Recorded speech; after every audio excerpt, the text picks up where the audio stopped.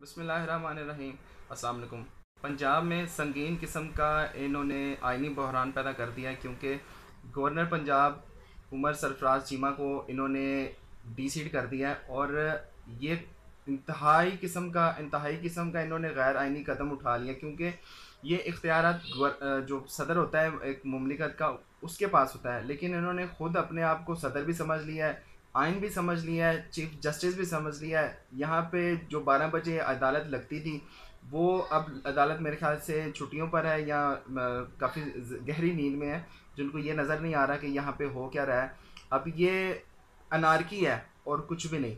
इन्होंने तबाही करनी है मुल्क की। डॉलर जो है वो उसको ऐसे सुरखाब के पर लग गए हैं कि वो उड़ता ही जा रहा है, रुकने का नाम नहीं ले रहा। लेकिन किसी को मेरे ख्याल भंग पी के सो गए हैं ये।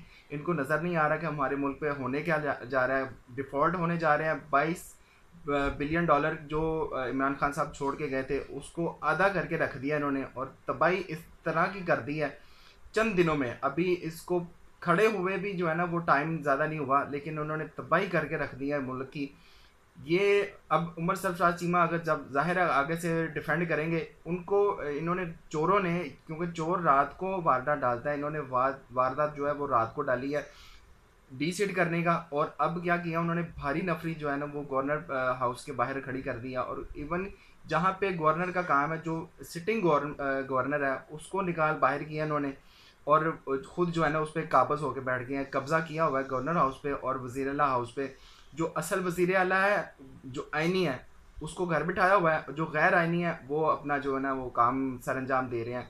और पूरी ब्यूरोक्रेसी जो है ना, जो अच्छे लोग थे, जो जैसे वो डॉक्टर रिजवान जो थे, बेचारे अल्लाह को जो है ना वो प्यारे हो गए हैं। अब उनकी जो वफ़ात है वो भी इशू बनी हुई है कि अचानक से ऐसा क्या हो जाता है कि फ़ौरन जो है ना, जो इनके केसेस फेस कर रहे होते हैं, जैसे रहमान मलिक सारे राजदार था, वो भी मर गया। उसके बाद ये डॉक्टर रिजवान है, वो भी फौत हो गया। लेकिन बात ये है, ये हो हमारे मुल्क में होने क्या जा रहा है। अगर इंतशार फैलेगा तो फिर बहुत बुरे हालात हो जाएंगे। इस तरह के हालात तो हमारी किसी जंग में या जब बेनज़ीर साहिबा शहीद हुई थी तब नहीं हुए थे। और इवन के जब 1947 हुआ था, तब भी ये इतने बुरे हालात हालात नहीं थे पाकिस्तान के जो इस वक्त इन्होंने किए हुए हैं। हर तरफ जो है ना वो ये डाकू जो है ना, वो बदमाशों की, मैं कहूँगा ये बदमाशों की हुकूमतें हैं।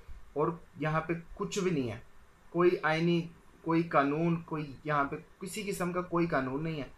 ये मसलत हुए हुए हैं हम पे, इम्पोर्टेड हुकूमत मसलत की है इन्होंने, और तबाही उतार रहे हैं अपने हाथों से। ये मेहरबानी है उनकी, जिन्होंने ये इम्पोर्टेड हुकूमत हम पे मुसल्लत किया और जो इनको लेके आए हैं। अल्लाह ही भला करे उनका। आज के लिए इतना ही। मिलते हैं अगली वीडियो में। वीडियो पसंद आए तो ज़रूर सब्सक्राइब करिएगा। अल्लाह हाफ़िज़।